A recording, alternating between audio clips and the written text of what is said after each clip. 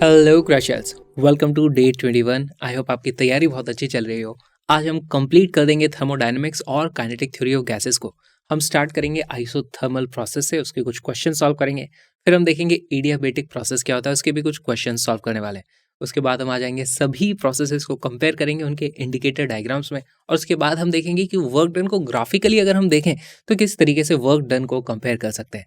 उसके बाद आ जाता है polytropic process, PV raise to power X अगर कांस्टेंट है कोई भी प्रोसेस में, तो वहां पर calculation first law of thermodynamics हम किस तरीके से अप्लाई कर सकते हैं। उसके बाद हम आ जाएंगे साइक्लिक प्रोसेसेस में, किसी भी साइक्लिक प्रोसेस की एफिशिएंसी किस तरीके से हम देख सकते हैं। उसके बाद हमें दो तरीके के साइक्लिक प्रोसेसेस पढ़ने होते हैं। पहला होता है हमारा हीट इंजन, जिसमें हम कार्नेट साइकिल की ही सिर्फ बात करते हैं। कार्नेट साइकिल के भी कुछ एग्जाम्पल सॉल्व करेंगे जो कि बहुत बार डायरेक्टली पूछे जाते हैं और ये एक्चुअली बहुत ज़्यादा सिंपल है। और अगर आप हीट इंजन्स को उल्टा कर दो तो बन जाते हैं हमारे हीट पंप्स, जिसको हम रेफ्रिजरेटर के नाम से जानते हैं। उसके भी कुछ क्वेश्चन सॉल्व कर लेंगे, अगेन बहुत ही सिंपल है। उसके बाद हम लास्ट में सेकंड लॉ का जो स्टेटमेंट है उसको भी देख लेंगे, क्योंकि हो सकता है कई बार थ्योरी बेस्ड क्वेश्चन आ जाए। फिर हम आ जाते हैं काइनेटिक थ्योरी ऑफ गैसेस में। काइनेटिक थ्योरी ऑफ गैसेस में ज़्यादा कुछ नहीं है, उसके कुछ पोस्टुलेट्स हैं, और काइनेटिक थ्योरी गैसेस में होता क्या है वो चीज़ हम देखेंगे। वहाँ से हमारे पास एक चीज़ निकल के आती है आरएमएस स्पीड, जिसके डेरिवेशन में हम नहीं जाएंगे, लेकिन उसके बहुत सारे क्वेश्चन जरूर सॉल्व कर लेंगे, तो उससे आप एग्जाम के लिए एकदम रेडी हो जाओगे। फिर हम देखेंगे Maxwell's distribution, most probable speed क्या होती है, और बाकी जो भी स्पीड है, मीन स्पीड क्या होती है, सब देख लेंगे।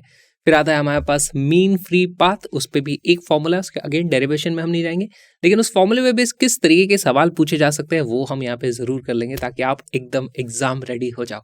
लास्ट में हमारे पास बचता है मिक्सिंग ऑफ गैसेस। अगर गैसेस को मिक्स कर देते हैं तो फाइनल टेम्परेचर क्या होता है, और वो मिक्सचर के आप सीपी, सीवी, गामा किस तरीके से कैलकुलेट कर सकते हो, सारी चीज़ें इसी वीडियो में देख लेंगे।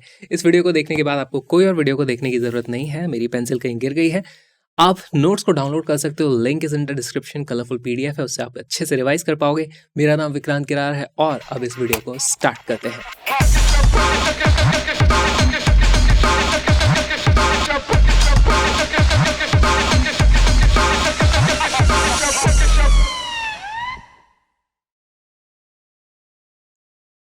आइसोथर्मल प्रोसेस, नाम से ही पता चल रहा है इसमें टेम्परेचर कांस्टेंट रहता है, तो हम लिख सकते हैं T is equal to constant.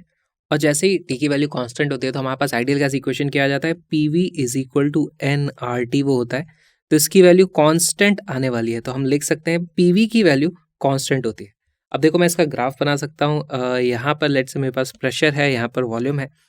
तो क्योंकि पीवी की वैल्यू कांस्टेंट है, तो एक रेक्टेंगुलर हाइपरबोला हमारे पास इस तरीके से इसका कुछ ग्राफ आ जाएगा, ऐसे ये एक ग्राफ आ जाता है। इस पूरे ग्राफ के अलोंग टेम्परेचर सेम रहता है, तो इसको हम नाम भी दे देते हैं, this will be known as an isotherm. इस पूरे के अलोंग टेम्परेचर कांस्टेंट रहता है। तो यहाँ पे हमें एक्चुअली कंपेयर भी करना होता है। कई बार इस तरीके से आपको दो आइसोथर्म्स दे दिए जाएंगे, आपसे पूछा जाएगा बताओ भाई इनमें से किसका टेम्परेचर ज़्यादा है। तो लेट्स से इसका टेम्परेचर है, मैं बोल देता हूँ इसका टेम्परेचर था T1, इसका टेम्परेचर था T2। कैसे पता करोगे इनमें से किसका टेम्परेचर ज़्यादा है? तो इसको कंपेयर करने के लिए आप क्या कर सकते हो, कोई भी एक वॉल्यूम पकड़ लो। इस वॉल्यूम पे अगर मैं देखूँ, है ना, अगर गैस के मोल्स की वैल्यू सेम है तभी पहली बात तो ऐसी बात करी जाएगी। तो इस पर्टिकुलर वॉल्यूम पे यहाँ पे प्रेशर कम आता है, यहाँ पर प्रेशर ज़्यादा आता है, तो हम बोल सकते हैं कि इस जगह पे हमारे पास पीवी का प्रोडक्ट कम होगा, यानी कि उसके लिए T1 की वैल्यू कम होगी, तो T2 की वैल्यू हमारे पास ज़्यादा हो जाती है। हम बोल सकते हैं T2 is more than T1। तो आप इसको इस तरीके से फील भी कर सकते हो। पीवी ग्राफ में जब हम इस तरीके से आगे जाते हैं तो हमारे पास टेम्परेचर इंक्रीज होता है। हम ये भी देखते हैं कि पीवी की वैल्यू अगर कांस्टेंट है तो मैं यहाँ पे एक और चीज़ लिख सकता हूँ, pressure will be proportional to 1/V, या फिर मैं लिख सकता हूँ volume will be proportional to 1/P। इस तरीके से आप दोनों ही चीज़ें लिख सकते हो, क्योंकि पीवी की वैल्यू कांस्टेंट आने वाली है। कई बार हमें इस तरीके से ग्राफ में मान लो एक प्रोसेस बना दिया गया है, ये एक प्रोसेस है और यहाँ पर प्रोसेस है, यहाँ से स्टार्ट करते हैं हम 1 से, यहाँ तक पहुँचते हैं 2 तक, और हमसे पूछा जाएगा बताओ इसमें टेम्परेचर के साथ क्या हुआ है। पहली बात तो टेम्परेचर, अगर ये टेम्परेचर का ही ग्राफ होता है, यहाँ पे टेम्परेचर वॉल्यूम होता तो मुझे पता चलता कि 1 से जब मैं 2 की तरफ जाता हूँ टेम्परेचर की वैल्यू बढ़ रही है ना। लेकिन ये प्रॉब्लम कब आएगी, अगर हमारे पास पीवी ग्राफ है, अब बोला है कि 1 से 2 तक जा रहे हैं, तो किस तरीके से आप टेम्परेचर बता सकते हो। तो यहाँ पर आपको बहुत सारे आइसोथर्म्स बनाने पड़ेंगे। आइसोथर्म्स किस तरीके से बना सकते हो, जैसे ये एक आइसोथर्म हो सकता है इस तरीके से, मान लो दिस वाज T1, क्योंकि इस पॉइंट पे तो सभी जगह टेम्परेचर की वैल्यू T1 के बराबर रही होगी, टेम्परेचर कांस्टेंट है आइसोथर्म के अलोंग। फिर मैं दूसरा भी यहाँ पे बना सकता हूँ इस तरीके से, ये हो जाएगा हमारे पास, let's say this is T2। तो हम देखते हैं कि इनिशियली जो टेम्परेचर था, फाइनली तो टेम्परेचर उससे ज़्यादा है, क्योंकि यहाँ पर हम देखो इस डायरेक्शन में अगर बात करें तो आइसोथर्म्स को काटते हुए जब आप आगे जाते हो तो टेम्परेचर बढ़ता है। यहाँ पे T2 सबसे बड़ा होगा, यहाँ पे फिर उससे छोटा T1 है। तो इनिशियली टेम्परेचर कम था, बाद में टेम्परेचर बढ़ गया, लेकिन यहाँ पे बीच में और एक कुछ हुआ होगा। आप एक और यहाँ पर इस तरीके से आइसोथर्म बना सकते हो, ऐसा कुछ वो आ जाएगा जिसको बस टच करता हो जाएगा, ये होगा T3। तो वहाँ प्रोसेस में पहले टेम्परेचर बढ़ता है और फिर वापस से टेम्परेचर थोड़ा कम होता है। तो यहाँ पे हम लिख सकते हैं T1 से बड़ा है T2 से बड़ा है T3, टेम्परेचर पहले T1 से T3 तक जाता है ना, और फिर उसके बाद कहीं पे T2 है वहाँ तक आ जाता है। तो पहले टेम्परेचर बढ़ता है फिर कम होता है, तो पहले टेम्परेचर बढ़ता है फिर कम होता है। इस तरीके से हम ग्राफ में ये चीज़ देख सकते हैं।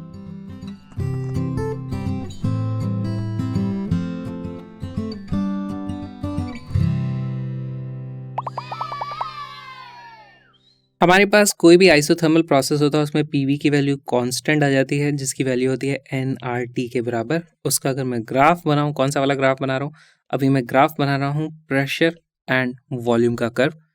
हमारे पास वर्क डन क्या होता है, वर्क डन की वैल्यू होती है इंटीग्रल P.dv। तो यहाँ पे dv है, तो dv है तो छोटे छोटे इस तरीके से वॉल्यूम लेने हैं, उसको एक्सटेंड करना है जहाँ तक हमारा ग्राफ जा रहा है। तो बेसिकली हमारे पास एक ये एरिया आ जाता है, यही हमारा वर्क डन होगा। साथ में हम जानते हैं कि जब भी एक्सपेंशन होता है तो work done by gas positive होता है, जब भी कंप्रेशन होगा तो work done by gas negative होगा। ऑल्सो यहाँ पर हम देख पाएंगे कि यहाँ से अगर गैस इस तरीके से जा रही है आइसोथर्मली, तो उसको मैं बोल दूंगा क्या, आइसोथर्मल एक्सपेंशन हो रहा है क्योंकि वॉल्यूम बढ़ रही है। या फिर अगर आप उल्टे डायरेक्शन में आते हो तो मैं बोल दूंगा आइसोथर्मल कंप्रेशन हो रहा है। तो एक केस में वर्क डन पॉजिटिव आएगा, एक केस में वर्क डन नेगेटिव आएगा, लेकिन जो मैग्नीट्यूड होगा वो मैग्नीट्यूड इस एरिया के बराबर होगा। अब उसको हम कैसे पता कर सकते हैं, तो उसके लिए हमें कैलकुलस का यूज़ करना पड़ेगा।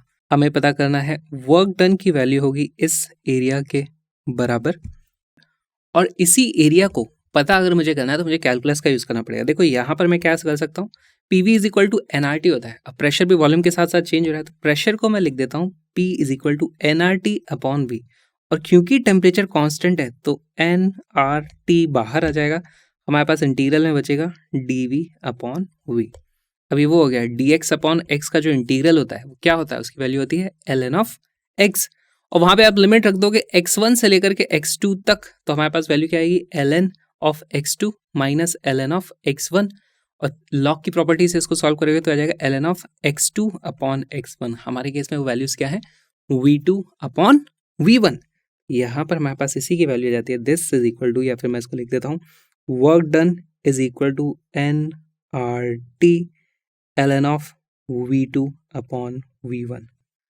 अब एक और चीज़ देखो, हमारे पास P1 V1 की वैल्यू होती है P2 V2 के बराबर। यहाँ से मैं क्या देखता हूँ, V2 अपॉन V1 की जो वैल्यू आ जाएगी वो क्या आ जाएगी, V2 अपॉन V1 में ये इधर चला जाएगा, ये इधर चला जाएगा, इसकी वैल्यू आ जाती है P1 अपॉन P2 के बराबर। यहाँ से ही मेरे पास एक और मॉडिफाइड फार्मूला आ जाता है, work done is equal to NRT ln of P1 upon P2। देखो यहाँ कन्फ्यूजन हो सकता है, वॉल्यूम के केस में फाइनल वॉल्यूम ऊपर है और प्रेशर के केस में फाइनल प्रेशर नीचे है, तो इसमें फील करने की कैसे इसको हम फील कर सकते हैं, समझो इस चीज़ को। जब भी वॉल्यूम 2 बड़ा होगा तो ये वाली वैल्यू 1 से बड़ी होगी, जैसे ये वैल्यू 1 से बड़ी होगी लॉग की वैल्यू पॉजिटिव आएगी, यानी वर्क डन पॉजिटिव हो जाएगा। वर्क डन पॉजिटिव कब होगा, जब हमारे पास इस तरीके से एक्सपेंशन होता है, तो हम इस तरफ जा रहे होंगे तो हमारे पास पॉजिटिव वर्क डन होगा, ये भी मैं लिख देता हूँ। यहाँ से इधर जा रहे होंगे तो पॉजिटिव वर्क, और अगर हम यहाँ से इधर आ रहे होंगे तो हमारे पास नेगेटिव वर्क आ जाता है, ठीक है। तो अगर हम इधर जा रहे हैं तो देखो प्रेशर की वैल्यू कम होती है, तो यहाँ पे इनिशियल प्रेशर ज़्यादा होता है, फाइनल प्रेशर कम होता है, तो इसीलिए हमारे पास लॉग के अंदर जो वैल्यू है इनिशियल प्रेशर ज़्यादा होगा, फाइनल प्रेशर कम होगा, तो ये वाली वैल्यू 1 से बड़ी होनी चाहिए। सिमिलरली हम इस तरफ जा रहे हैं तो हमारा वॉल्यूम कम से ज़्यादा हो रहा है, तो अब लॉग की वैल्यू पॉजिटिव होने के लिए फाइनल वॉल्यूम हमें ऊपर रखना पड़ेगा, इनिशियल वॉल्यूम हम नीचे रखते हैं। इस तरीके से आप इसको याद रख सकते हो।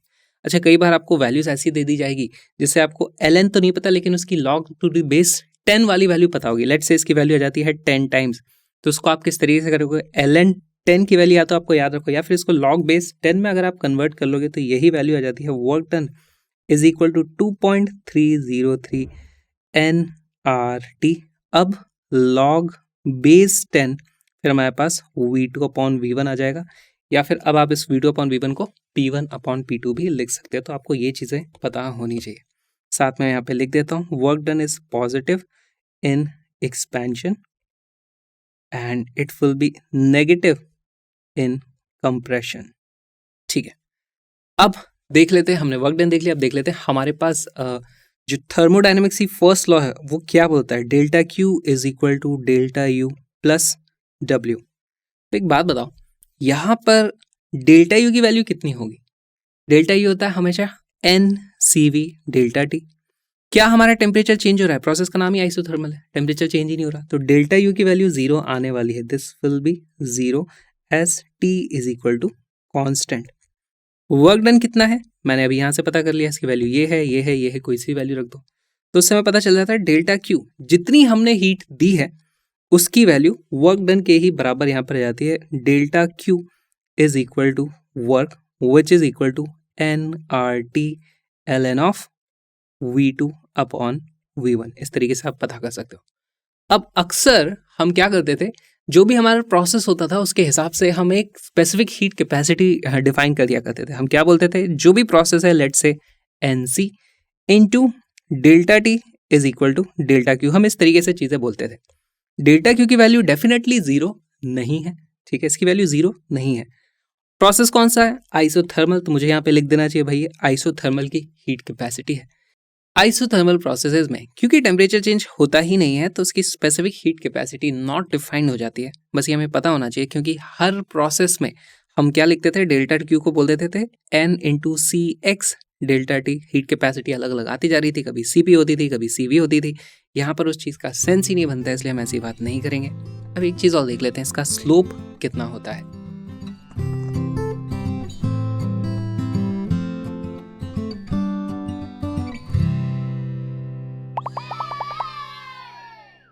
अगर हमारे पास कोई भी पीवी ग्राफ है तो हमारे पास जो स्लोप की वैल्यू होती है वो होती है कितनी, delta Y upon delta X. हमारे केस में हमारा ग्राफ तो पहली बात कुछ इस तरीके का दिखने वाला है, और यहाँ पर हमारे पास वाई एक्सिस पे है प्रेशर, एक्स एक्सिस पे है वॉल्यूम। तो इसी को मैं लिख सकता हूँ D P upon D V कर देता हूँ मैं इसको, ठीक है। अच्छा, D P upon D V की वैल्यू क्या हो जाएगी, हमारे पास P V is equal to constant था, इसको आप डिफ्रेंशिएट करोगे तो वैल्यू आती है P D V plus V D P is equal to 0। तो यहाँ से D P upon D V की वैल्यू आ जाती है, this is equal to minus P upon V. ये आ जाता है हमारे पास स्लोप। याद रखना है स्लोप की वैल्यू आती है माइनस पी अपॉन वी, क्योंकि इसी को हम कंपेयर करेंगे एडियाबेटिक से, वहाँ पर इसमें गामा का फैक्टर और मल्टीप्लाई हो जाता है। ऑलराइट, तो यहाँ पे किसी भी पॉइंट पे आप स्लोप बता सकते हो, ये वाला स्लोप क्या होगा, ये वाला स्लोप क्या होगा। इस पॉइंट का प्रेशर और वॉल्यूम अगर मैं आपको बता दूं तो इस जगह का स्लोप आप पता कर सकते हो। वैसे इससे डायरेक्टली सवाल नहीं आते। एक और अगेन मैं आपको सवाल बता सकता हूँ यहाँ पर, इसमें बताओ हमारे पास ये एक प्रोसेस है, पी वी ग्राफ दे रखा है, हमारे पास ये है पॉइंट ए, ये है पॉइंट बी, ये है पॉइंट सी। हम यहाँ से जाते हैं, यहाँ से जाते हैं, यहाँ से जाते हैं। बताओ इनमें से सबसे ज़्यादा टेम्परेचर किस पॉइंट पर होगा, सबसे कम टेम्परेचर किस पॉइंट पर होगा। तो सबसे कम टेम्परेचर तो हमें देख के पता चल रहा है, temperature of B will be least. तो मैं यहाँ लिख दूंगा T B is equal to minimum. Maximum temperature कहाँ होगा, देखो अब उसके लिए हमें आइसोथर्म्स बनाने पड़ेंगे। वैसे तो इस चीज़ को हम देख चुके हैं। हमारे पास यहाँ पर इस तरीके से मान लो मैं कोई आइसोथर्म बनाता हूँ और वो इस तरीके से जाता है जो ए और सी को क्रॉस कर जाता है, उसका टेम्परेचर है लेट्स से टी ए, और टी ए की वैल्यू टी सी के बराबर है। ये ग्राफ थोड़ा सा सही कर देता हूँ, ये इस तरीके से। देखो यहाँ पे हमें देख के क्या पता चल रहा है, ए और सी एक ही आइसोथर्म पे हैं। तो यहाँ पे मैं एक और चीज़ लिख सकता हूँ, T A is equal to T C. लेकिन अगेन ये मैक्सिमम नहीं है, मैक्सिमम टेम्परेचर यहाँ कहीं होगा जो इस तरीके से जाने वाले आइसोथर्म पर होगा। तो वो वाला आइसोथर्म भी बना ही लेते हैं, कुछ इस तरीके से वो आइसोथर्म आने वाला है ये। और इस पॉइंट को मैं नाम दे देता हूँ डी, इसको मैं बोल दूंगा T D is equal to max temperature. तो अगर हमारे पास कुछ इस तरीके से साइकिल हो रही है उसमें मैक्सिमम टेम्परेचर इस पॉइंट पर अचीव होगा।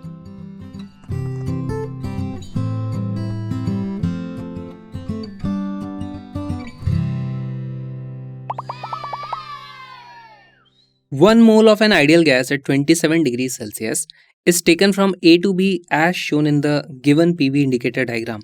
The work done by the system will be इतने joule rounded off to the nearest integer. हमें R की वैल्यू दी हुई है, LN2 की वैल्यू भी दी हुई है. देखो स्ट्रेट फॉरवर्ड फॉर्मूला बेस्ड सवाल है. हम A से B जा रहे हैं, तो पहली बात तो यहाँ पे देखो इस तरीके से हम जा रहे हैं A से B. फील करने की कोशिश करते हैं वर्क डन की वैल्यू क्या होने वाली है. देखो वो होता है हमारे पास PV डायग्राम का एरिया. ये वाला एरिया हमें पता करना है. क्योंकि एक्सपेंशन हो रहा है तो वर्क डन पॉजिटिव आएगा. उसके मैग्नीट्यूड की वैल्यू कितने आने वाली है. वर्क डन इन आइसोथर्मल की वैल्यू होती है NRT ln of V2 upon V1. सब कुछ आपको पता है यहाँ पर, है ना. A से B जा रहे हो, V2 अपॉन V1 आप पता कर सकते हो, या फिर आप इसको P1 अपॉन P2 करोगे तो भी सेम ही आंसर आने वाला है. अब आपको वीडियो को पॉज कर लेना है, क्वेश्चन को सॉल्व कर लेना है.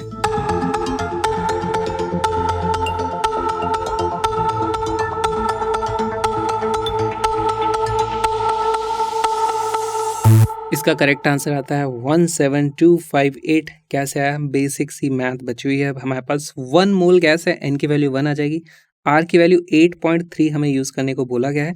टेम्परेचर की वैल्यू कितनी है 27 डिग्री सेल्सियस. 27 मत रखना, इसको केल्विन में कन्वर्ट करना पड़ेगा, तो वह जाता है 300 केल्विन इंटू ln ऑफ. अब देखो ln of V2 upon V1, final volume upon initial volume की वैल्यू 2 है, या फिर आप P1 अपॉन P2 करोगे तो भी वैल्यू 2 आती है, उसकी वैल्यू आ जाएगी ln ऑफ 2.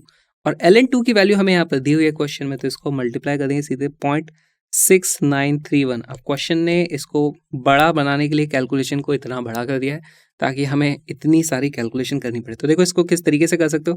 इसका 1 0 मैं इसको दे देता हूँ, 1 0 मैं इस तरफ दे देता हूँ, तो हमारे पास इसकी वैल्यू रहती है this is equal to 83 multiplied by 6.931 into 3.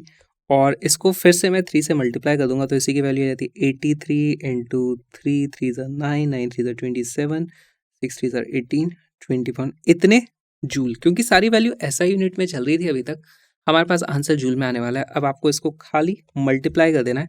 अच्छा, हमसे जो आंसर पूछा है वो 10⁻⁻1 जूल, तो इसको और एक 0 दे दो, इसकी वैल्यू रहेगी 83 इंटू 207.93 इंटू 10⁻⁻1 जूल, है ना. एक और 10 हमने ऐड कर दिया. अब इसको आप मल्टीप्लाई करोगे तो आपको वैल्यू मिल जाएगी 17258.19 इंटू 10⁻⁻1 जूल, और इसीलिए ये हमारा आंसर आता है 17258. This is our correct answer.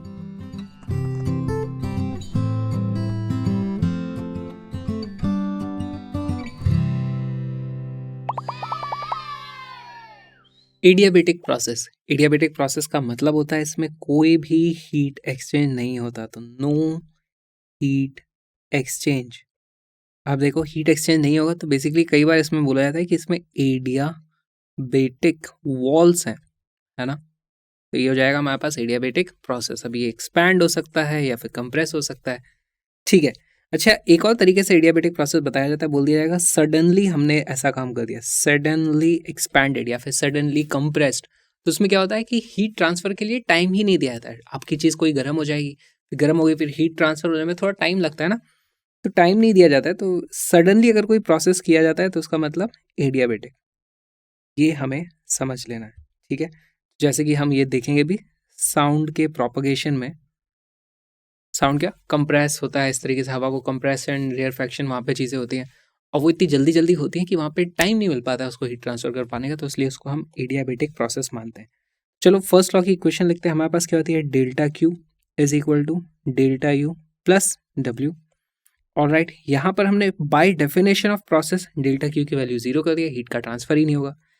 और डेल्टा यू किसी भी प्रोसेस के लिए उसकी वैल्यू कितनी होती है, F/2, है ना, NR डेल्टा टी.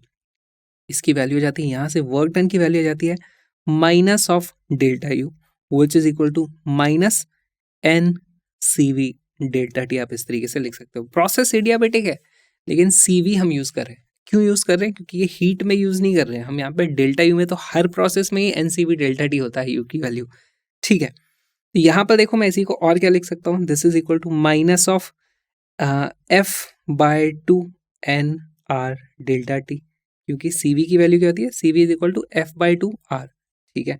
ये आ गया. और देखो इसी को मैं वापस लिख सकता हूँ NR डेल्टा टी को आप क्या लिख सकते हो, देखो PV is equal to N R T होता है। अगर इसमें चेंज करोगे तो इसको आप लिख सकते हो change in pressure and volume. इसको पी डेल्टा वी मत लिखना, वो गलत हो जाएगा।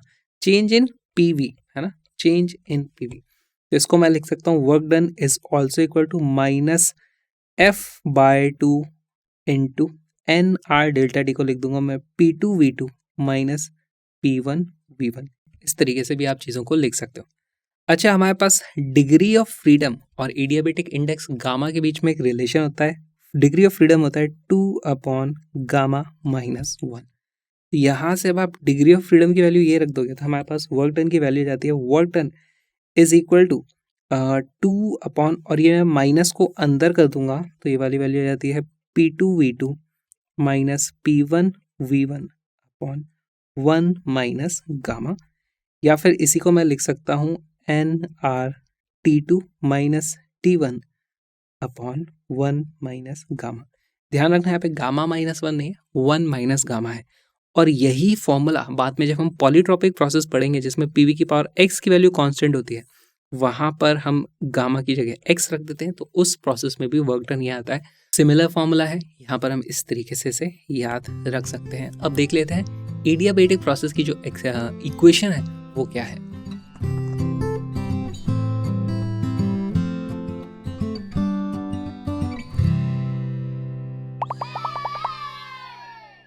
एडियाबेटिक प्रोसेस की जो कंडीशन होती है PV raise to power gamma is equal to constant, वो कहाँ से आती है जल्दी से ये देख लेते हैं। पूरा डेरिवेशन नहीं करेंगे, हमारे पास जो differential form of first law होती है वो कहते हैं D Q is equal to D U plus D W. इसकी वैल्यू हमें बाय डेफिनेशन बोल दी गई है एडियाबेटिक प्रोसेस में, वो जीरो होने वाली है। चेंज इन इंटरनल एनर्जी, अब डी यू को क्या लिख सकता हूँ मैं, इसकी वैल्यू हो जाती है D U is equal to N C V D T is equal to minus का D W. Pressure work done क्या होता है, छोटा सा वर्क डन, उसकी वैल्यू होती है पी टाइम्स डी वी। अब देखो यहाँ पर टी भी है, वी भी है, पी भी है, तो एक काम करते हैं मैं लिख देता हूँ P is equal to P V is equal to N R T से क्या जाता है N R T upon V. जैसे ही आप ये वाली वैल्यू यहाँ पर रख दोगे तो हमारे पास देखो क्या हो जाता है N C V D T is equal to minus का N R T upon V times D V. N से एन इस तरीके से कट जाएगा, हमारे पास कुछ इक्वेशन आ जाती है C V D T upon T is equal to minus का R D V upon V. अब आपको यहाँ पे दोनों तरफ इंटीग्रेट कर देना है, इससे आपको एक कंडीशन मिल जाती है। पूरा डेरिवेशन यहाँ पे हम नहीं देखेंगे, कंडीशन आती है हमारे पास P V raise to power gamma is equal to constant.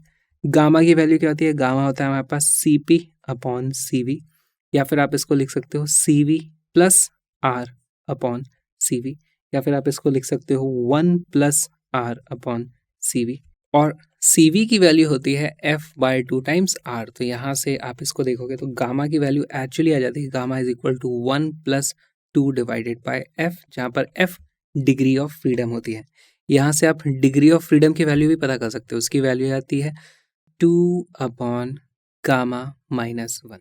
अच्छा, गामा की वैल्यूज किस तरीके की होती थी, मोनोएटॉमिक के लिए क्या होता था, गामा की वैल्यू होती थी गामा इज इक्वल टू 1.67, या फिर हमें गामा की वैल्यू कितनी मिलती थी 1.4 मिलती थी, या फिर 1.33, इस तरीके की वैल्यूज हमें मिलती थी, है ना। अगर डिग्री ऑफ फ्रीडम की वैल्यू 3 है तो ये आता है, डिग्री ऑफ फ्रीडम की वैल्यू 5 है तो ये आता है, डिग्री ऑफ फ्रीडम की वैल्यू 6 है तो हमारे पास ये वैल्यूज आती हैं।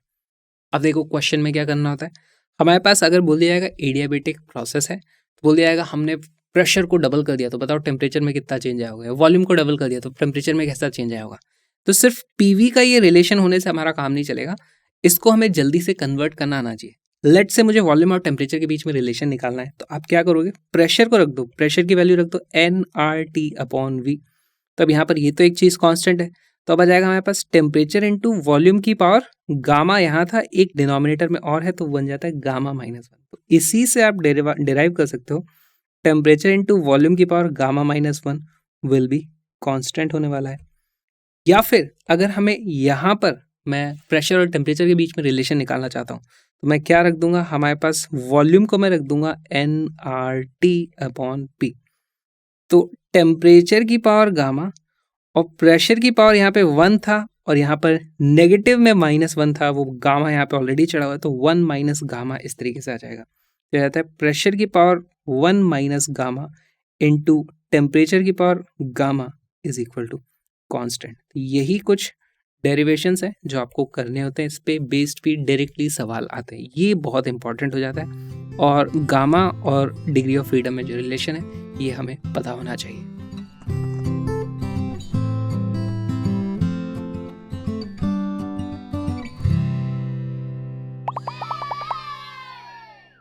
हमारे पास अगर प्रेशर और वॉल्यूम का ग्राफ हो तो कुछ तो हमें स्ट्रेट लाइंस मिलती है जैसे आइसोकोरिक प्रोसेस में, आइसोबैरिक प्रोसेस में, फिर हमें कुछ कर्व लाइंस भी मिलती हैं। तो हमें एक चीज़ तो पता है, हमारे पास एक आइसोथर्मल प्रोसेस होता है। कौन सा? आइसोथर्मल। उसमें PV is equal to constant होता है। उस केस में हमारे पास जो स्लोप की वैल्यू आती है वो कितनी आ जाती थी? स्लोप की वैल्यू होती थी डी अपॉन डी, उसकी वैल्यू आती थी -P/V, इस तरीके से। उसका ग्राफ भी कुछ इस तरीके से बनता था, ये हो जाता था हमारा आइसोथर्मल प्रोसेस। अब हम सेम चीज करने वाले हैं एडियाबेटिक प्रोसेस के लिए। एडियाबेटिक प्रोसेस में हमारे पास जो इक्वेशन है वो PV⁻γ की वैल्यू कांस्टेंट है। अच्छा, स्लोप की वैल्यू क्या हो जाएगी? स्लोप की वैल्यू हमेशा होती है delta Y upon delta X, या फिर इस केस में वाई एक्सिस पे P है, एक्स एक्सिस पे वॉल्यूम है, तो उसकी वैल्यू हमेशा dP अपॉन dV के बराबर होगी।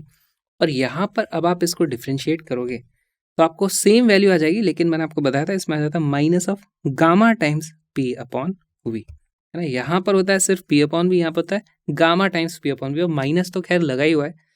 एक चीज मैं लिख सकता हूँ, slope of adiabatic is equal to gamma times slope of isothermal. ये एक बहुत ही इंपॉर्टेंट रिलेशन है। इसका मतलब देखो, स्लोप का मतलब समझो क्या होता है, कोई भी चीज कितना इस तरीके से कर्व पे टेंजेंट की अगर बात करें। अच्छा, गामा की वैल्यू 1 से तो बड़ी होती है हमेशा, है ना। 1.33 हो जाएगी या 1.4 हो जाएगी या 1.67 हो जाएगी। तो इससे हमें एक चीज पता चल जाता है कि एडियाबेटिक का ग्राफ ज्यादा स्टीपर होता है ना। Adiabatic curve will be steeper than isothermal. ये बहुत इंपॉर्टेंट रिजल्ट आ जाता है। देखो, हमने ये आइसोथर्मल का ग्राफ बनाया हुआ है। अब एडियाबेटिक का ग्राफ किस तरीके से बनेगा? यहाँ से अगर मैं थोड़ा स्टीप, मतलब स्टीप का मतलब क्या होता है, इस तरीके से जो थोड़ा ज़्यादा झुका हुआ है, ज़्यादा उसका स्लोप है, तो वो हमारे पास एडियाबेटिक का ग्राफ आ जाता है। यहाँ से अगर मैं बनाऊंगा तो इस तरीके से ये हमारे पास आ जाएगा एडियाबेटिक। यहाँ से एडियाबेटिक है, ये वाला हमारा आइसोथर्मल है। अगर हमारे पास दोनों की सेम इनिशियल कंडीशन है, ठीक है, इसको थोड़ा फील करवाने की कोशिश करता हूँ मैं। सेम इनिशियल कंडीशन है। पहली बात तो क्या हो रहा है हमारे पास, एक्सपेंशन। तो गैस कुछ पॉजिटिव वर्क करती है ना, अपनी सराउंडिंग पे वर्क करती है। आइसोथर्मल प्रोसेस में हमारे पास टेम्परेचर कांस्टेंट होता है, यानी गैस की खुद की एनर्जी कम नहीं हो रही, फिर भी गैस वर्क कर रही है। तो कहाँ से आ रही है उसके पास एनर्जी? कोई उसे एनर्जी दे रहा होगा, उसी एनर्जी का यूज करके वो वर्क कर देती है। एडियाबेटिक में क्या होता है, एक्सपैंड तो हमने करवा दिया, तो गैस को वर्क तो करना पड़ेगा, लेकिन उसको कोई हीट दे नहीं सकता। उसको कोई हीट दे नहीं सकता मतलब एडियाबेटिक में उसने अपनी खुद की एनर्जी का यूज करके वर्क किया है। खुद की एनर्जी का यूज करके वर्क करोगे तो एनर्जी कम हो जाएगी, इंटरनल एनर्जी कम हो जाएगी, इसका मतलब टेम्परेचर कम होगा। और इसीलिए यहाँ पर देखते हैं हम, इसका देखो ग्राफ ऐसे आता है। और आप यहाँ पे आप देख भी सकते हो, अगर इन्हीं दो जगह पे मैं इस तरीके से आइसोथर्म बनाऊं तो यार देखो, यहाँ पे फाइनल पोजीशन पे टेम्परेचर की वैल्यू कम है। एडियाबेटिक एक्सपेंशन होगा तो हम यहाँ पे देख के फील कर पाते हैं कि टेम्परेचर तो रिड्यूस होना ही है। लेकिन इसमें कुछ लोग ऐसे रट लेते हैं कि जो भी ऊपर वाला ग्राफ है वो आइसोथर्मल का होता है, नीचे वाला ग्राफ एडियाबेटिक का होता है। ऐसा नहीं होता है, ये सिर्फ इस केस में होता है जब सेम इनिशियल कंडीशन से आप एक्सपैंड करा रहे हो। अगर हम सेम इनिशियल कंडीशन से कंप्रेशन कराएंगे तो केस कुछ और हो जाएगा, उसको भी देख लेते हैं।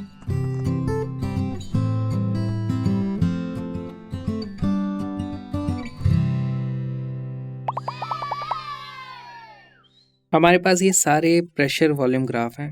Pressure volume, pressure volume. हमने अभी देखा था कि अगर हमारे पास सेम इनिशियल कंडीशंस हैं तो हमारे पास आइसोथर्मल का ग्राफ कुछ इस तरीके से आता है। This will be T is equal to constant, है ना। और हमारा जो एडियाबेटिक का ग्राफ होता है उसमें टेम्परेचर थोड़ा गिर जाता है क्योंकि गैस अपनी खुद की एनर्जी का यूज करके वर्क डन कर रही है, तो ये हो जाता है हमारा adiabatic.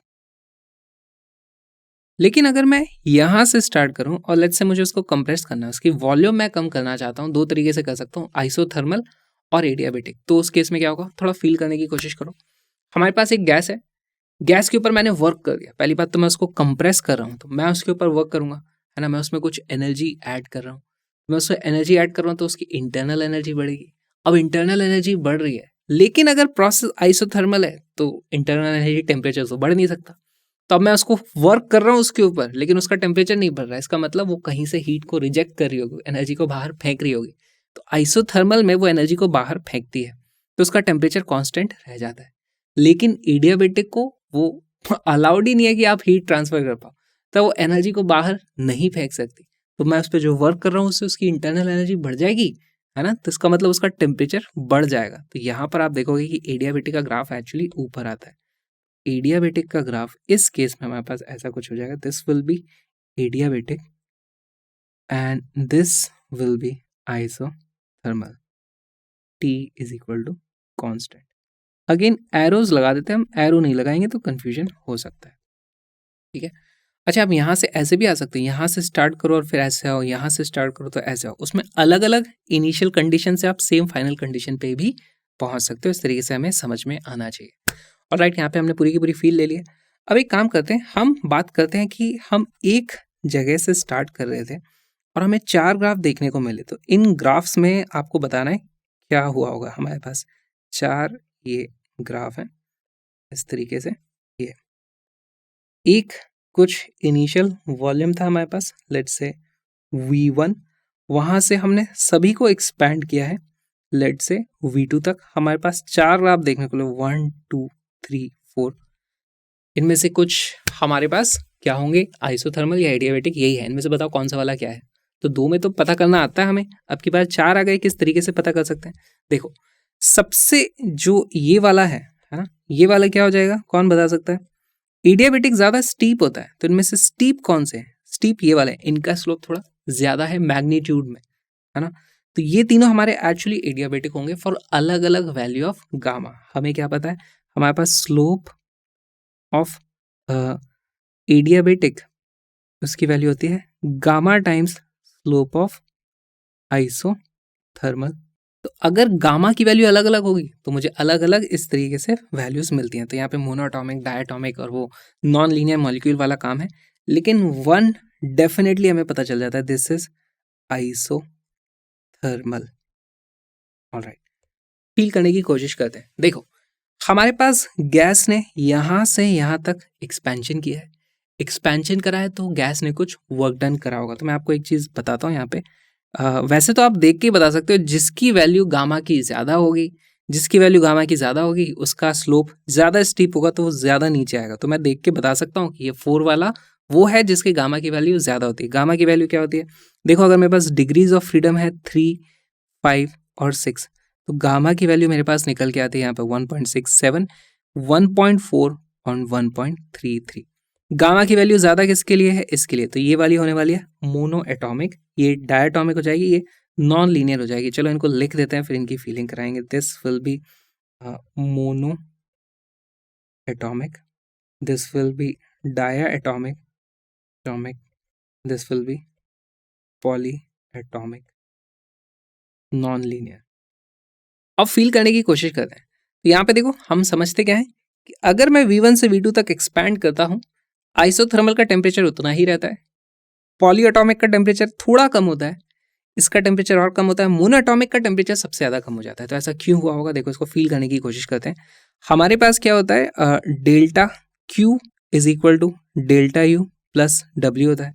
By definition of adiabatic हमने डेल्टा Q की वैल्यू 0 कर दी है, तो हमारे पास जो वर्क डन होगा, या फिर मैं लिख सकता हूँ, हमारे पास जो चेंज इन इंटरनल एनर्जी होगा, चेंज इन इंटरनल एनर्जी को डेल्टा U की वैल्यू जाती है माइनस टाइम वर्क डन। अब पॉली एटॉमिक में यहाँ से यहाँ तक देखो, अगर मैं यहाँ से यहाँ तक आता हूँ तो वर्क डन कितना होता है, इतना अमाउंट, इतना सारा मुझे वर्क डन करना पड़ा, उसी को मैं इक्वेट कर दूंगा NCV डेल्टा T से। अब क्योंकि पॉली एटॉमिक में ज़्यादा डिग्रीज ऑफ फ्रीडम होती है, उसके पास ज़्यादा एनर्जी स्टोर करने के तरीके होते हैं, तो उसके अंदर ज़्यादा एनर्जी होती है, तो उसकी हीट कैपेसिटी एक्चुअली ज़्यादा होती है ना। NCV की वैल्यू कितनी होती है, F/2R। ज़्यादा डिग्री ऑफ फ्रीडम होगी तो आप ज़्यादा एनर्जी स्टोर कर सकते हो। तो बेसिकली उसकी क्योंकि हीट कैपेसिटी ज़्यादा है, तो उसमें डेल्टा T की वैल्यू थोड़ी कम आती है। लेकिन मोनो एटॉमिक से अगर आप पूछोगे तो उसको एक्चुअली उसका टेम्परेचर जल्दी जल्दी गिर जाता है, वो उतनी हीट एनर्जी स्टोर ही नहीं कर पाती। बेचारी में 3 ही डिग्री ऑफ फ्रीडम थी, तो अगर उससे वर्क डन कराओगे तो टेम्परेचर जल्दी गिरेगा। अगर पॉलीएटॉमिक से वर्क डन कराओगे तो टेम्परेचर धीरे धीरे गिरेगा। उसको भी आप यहाँ पर फील कर सकते हो, तो फील कर पाना बहुत ज़्यादा ज़रूरी है।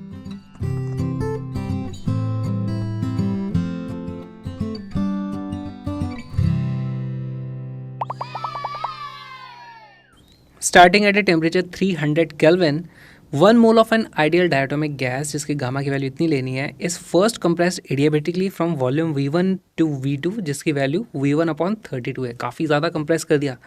It is then allowed to expand isobarically to volume 2 times V2 जो कि इसका वॉल्यूम से डबल कर दिया है। If all the processes are in quasi-static, then the final temperature of the gas is close to। तो देखो आप इसको किस तरीके से पहले तो विजुलाइज करो। हमारे पास यहाँ पर कुछ वॉल्यूम था V1, यहाँ से हमने पहले उसको किया है इस तरीके से कंप्रेस। हमारे पास एडियाबेटिक कंप्रेशन होगा यहाँ तक, कहीं तक। ये वाली वैल्यू कितनी हो जाएगी V1 डिवाइडेड बाई 32। फिर वहाँ से उसको एक्सपैंड किया है, वॉल्यूम कर दिया है डबल। तो यहाँ पर एक्चुअली जो फाइनल वॉल्यूम होने वाली है वो कितनी हो जाएगी, इसकी double, which is will be V1/16। पहले केस में हमारे पास पीवी की पावर गामा की वैल्यू कांस्टेंट है। यहाँ पर फिर हमें तो टेम्परेचर पता करना है ना, तो हमें प्रेशर और टेम्परेचर की टर्म्स में बात करनी चाहिए। पहले हमारे पास पीवी की power gamma is equal to constant होता है, तो इसको आप क्या लिख सकते हो, टीवी की power gamma -1 is equal to constant. ऐसा करके आपको यहाँ का जो भी टेम्परेचर था T1, तो आप इस पॉइंट का टेम्परेचर पता कर सकते हो, है ना, T2। फिर यहाँ से T3 पता करना एक्चुअली आसान है। जो भी T2 की वैल्यू होगी, ये आइसोबैरिक है, PV is equal to nRT होता है। अगर वॉल्यूम को डबल किया है तो टेम्परेचर डबल हो जाएगा। इस T3 की वैल्यू तो मैं डायरेक्टली लिख सकता हूँ 2 टाइम्स T2। हमें अब T2 पता करना है। वीडियो को पॉज करो, क्वेश्चन को सॉल्व करो।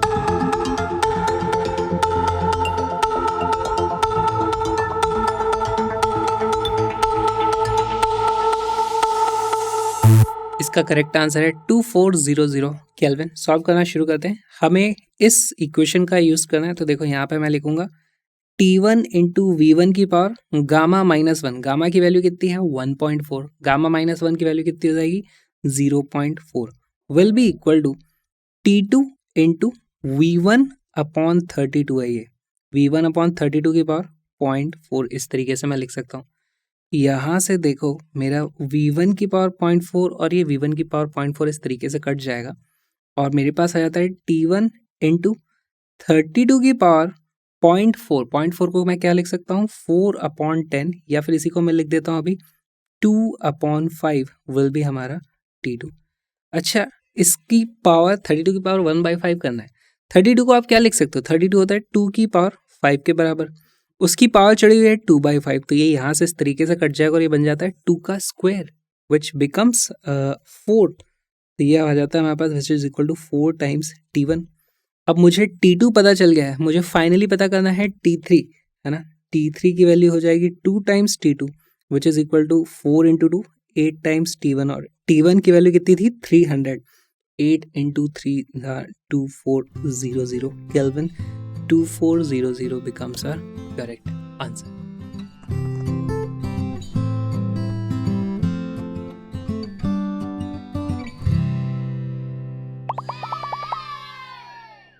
इंडिकेटर डायग्राम्स होते हैं बेसिकली हमारे प्रोसेस को इंडिकेट कर देते हैं। आज तक हमने जितने भी प्रोसेस पढ़े सबके डायग्राम यहाँ पे बना दिए हैं। लेट्स से हम यहाँ से स्टार्ट करते हैं। अगर हम हॉरिजॉन्टल लाइन पे मूव कर रहे हैं, मतलब प्रेशर में कोई भी चेंज नहीं हो रहा है, तो ये प्रोसेस आइसोबैरिक होगा। अब इस तरफ जाते हैं तो उसको हम बोल देंगे या तो एक्सपेंशन है, लेकिन इस तरफ जाते हैं तो टेम्परेचर भी बढ़ता है, तो हम उसको हीटिंग भी बोल सकते हैं। बोलेंगे आइसोबैरिक एक्सपेंशन या आइसोबैरिक हीटिंग है। सिमिलरली इस तरफ आएंगे तो आइसोबैरिक कंप्रेशन या फिर आइसोबैरिक कूलिंग आप उसको बोल सकते हो। दूसरा है हमारे पास ये वाले, देखो इसमें हमारे पास वॉल्यूम की वैल्यू कांस्टेंट होती है, तो आइसोकोरिक प्रोसेस होगा। अब ऊपर जाएंगे तो प्रेशर बढ़ रहा है यानी टेम्परेचर भी बढ़ा होगा, तो इसको मैं बोलूँगा आइसोकोरिक हीटिंग, इसको बोलूँगा आइसोकोरिक कूलिंग। तीसरा होता है हमारे पास ये वाला आइसोथर्मल प्रोसेस। आइसोथर्मल में टेम्परेचर तो सेम रहता है, तो हीटिंग कूलिंग नहीं बोल सकते आप। भले ही आप उसको हीट प्रोवाइड कर रहे हो, लेकिन टेम्परेचर ही नहीं बदल रहा है, तो उसको आप हीटिंग मत बोलना। उसमें हम सिर्फ आइसोथर्मल एक्सपेंशन या फिर आइसोथर्मल कंप्रेशन इस तरह की बात करते हैं। और ये जो भी ग्राफ है उससे थोड़ा सा स्टीप ग्राफ होता है हमारे पास एडियाबेटिक प्रोसेसेस का, तो ये आ जाता है हमारे पास तरीके से। अब एडियाबेटिक में हम हीट को ट्रांसफर नहीं करते हैं उसमें, है ना, तो उसमें मैं हीटिंग वर्ड का यूज़ उसमें भी नहीं करना चाहूँगा। यहाँ पे मैं बोलूँगा this is adiabatic expansion, this is adiabatic compression, क्योंकि देखो इधर आते हैं तो वॉल्यूम बढ़ता है, इधर आते हैं तो वॉल्यूम कम होता है। बस यही हमारे सारे के सारे ग्राफ्स हैं जो हमें पता होने चाहिए। अब अगर यहाँ पे गामा की वैल्यू अलग अलग हुई, गामा कम होगा तो हमारा ग्राफ ऐसे होगा, गामा ज़्यादा होगा और ज़्यादा होगा तो इधर आ जाएगा, गामा की वैल्यू और बढ़ा दोगे तो वो इस तरफ आ जाएगा। बस ये हमें देखना होता है।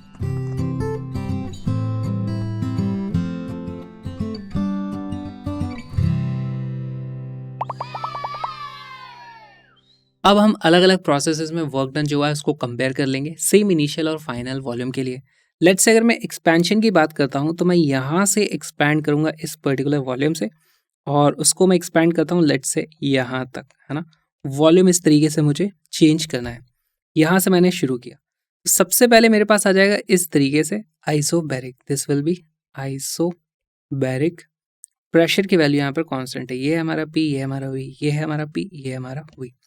इस केस में हमारे पास ये आइसोबैरिक प्रोसेस हो गया।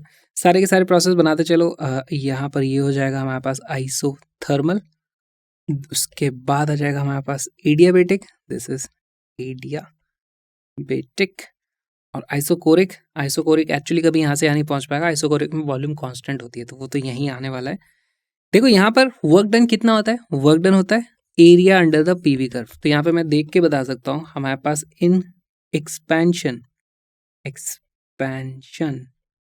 work done isobaric is more than work done isothermal, which is more than work done by adiabatic।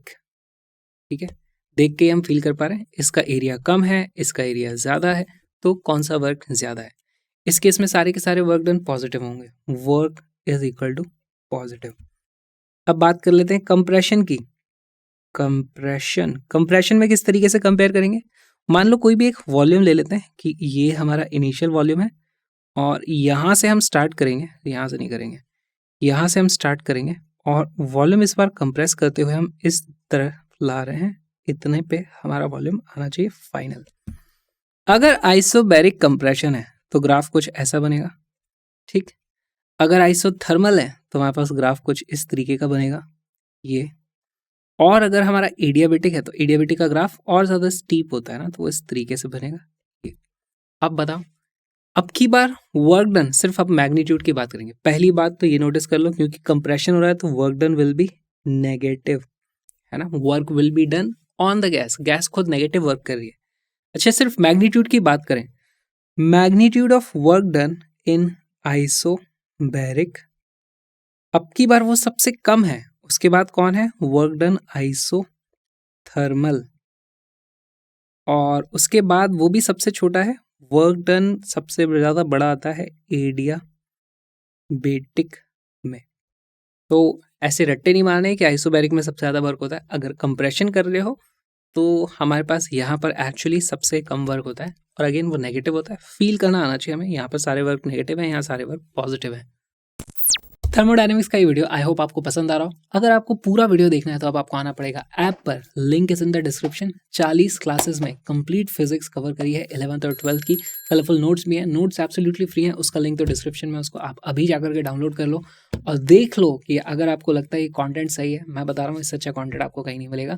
40 दिन में इतने सारे कॉन्सेप्ट, सारे के सारे कॉन्सेप्ट, इतने सारे नहीं, सारे के सारे कॉन्सेप्ट, बहुत सारे previous years question, link is in the description, उसको देखो। साथ में ब्लॉगिंग चैनल को भी सब्सक्राइब जरूर करना। हम मिलेंगे जल्दी।